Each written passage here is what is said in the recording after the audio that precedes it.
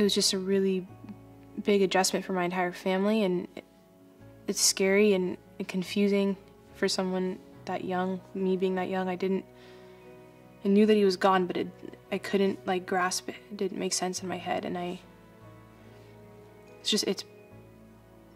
you miss him so much, and like you go to, you think of something that you wanted to tell him, and then you realize, he's not there.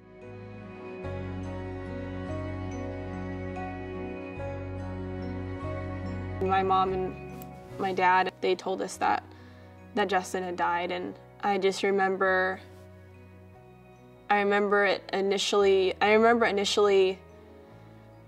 seeing them crying and seeing my sister crying, but not crying right away. I just remember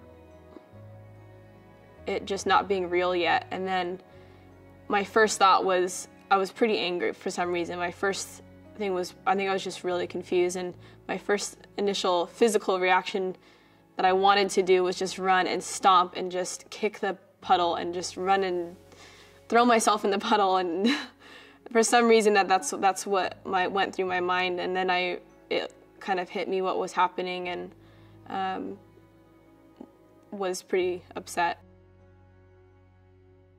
The first few weeks after Riley died, it was just more of a kind of a denial phase for us, and I know for me personally, it's just kind of a shock, kind of just a surreality to the whole experience. It's very sad. We had people coming in and out and trying to be strong for everyone around us, but then there'd be moments where we all just kind of get reminded of something, or just think of Riley in a certain way and just cry and really break down.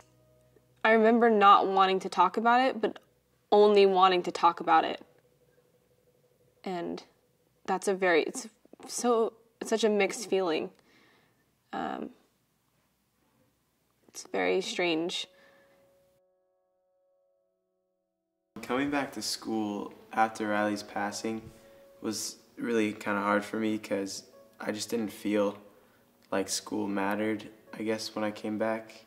Like, I didn't really care. It was just sort of like, it didn't seem real. I was just going through classes, and I don't know, I wasn't really focusing or really caring that much. Sometimes I could see that they needed to talk and they didn't want to, and that bothered me. But there was nothing I could really do about it other than give them opportunities. It took me a while to be able to talk to my parents about what I was feeling then, because I didn't know what I felt.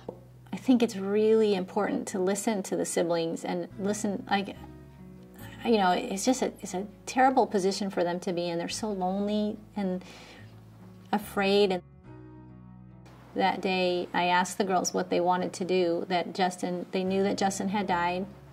My parents had told them. And when we were outside, I asked them, do you want to see his body? Do you want to have time with his body? And I tried to put it in those words that it wasn't Justin anymore, but it was his body.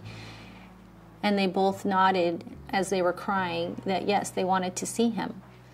So we went into the ICU where his body, they allowed us to stay there for several hours, and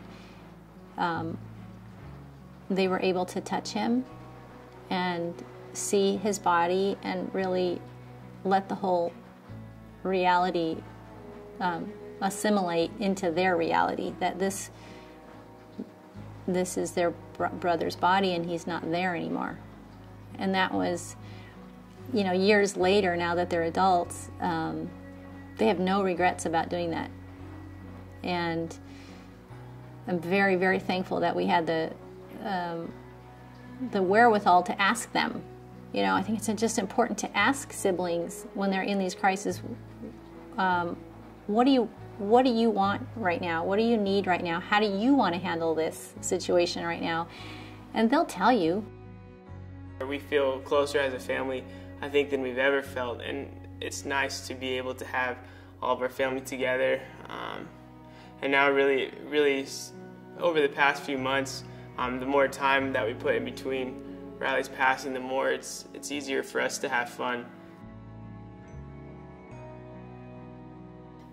I feel very grateful that that my parents have been so open, and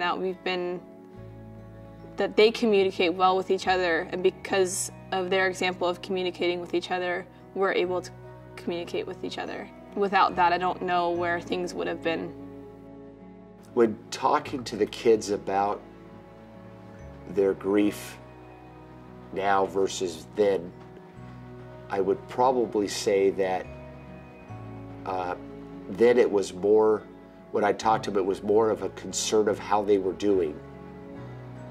And now it's more of remembering the good times that we had together as a family. Don't be afraid to communicate what you're feeling with your parents or your other siblings or even friends, if you have close friends that you feel comfortable talking to that about. I think a lot of people, like I've been fortunate enough to have the family that I have where communication about grieving is a very open thing. There's this stigma against talking about it. There's this it's really hard to talk about it, mostly not because you're not willing to, but because in the moments where you're with someone like a parent who you could talk to about it, I remember feeling like if they're not bringing it up right now, they're not thinking about him. And if they're not thinking about him and they're not grieving him right now, I'm not going to bring it up because I don't want to see that. I don't want to be the one to bring that pain on them again. The communication lines were always open. For me, it's kind of a lot harder to express my feelings as much, but I did felt that when I would try to communicate them, there's always a network and an outlet for me to communicate my feelings, and I think that's really important to share those feelings because you can't keep them all inside. They'll eat away at you, and it just really needs to get them off your chest and to express the grief and the sadness. It's a very hard thing to bear on your own, so it's very important to be able to talk about those things with people that love you and know your situation. It's a lot easier to grieve with someone than without someone, and I feel very grateful that that my parents have been so open and that they communicate well with each other, and because of their example of communicating with each other, we're able to communicate with each other.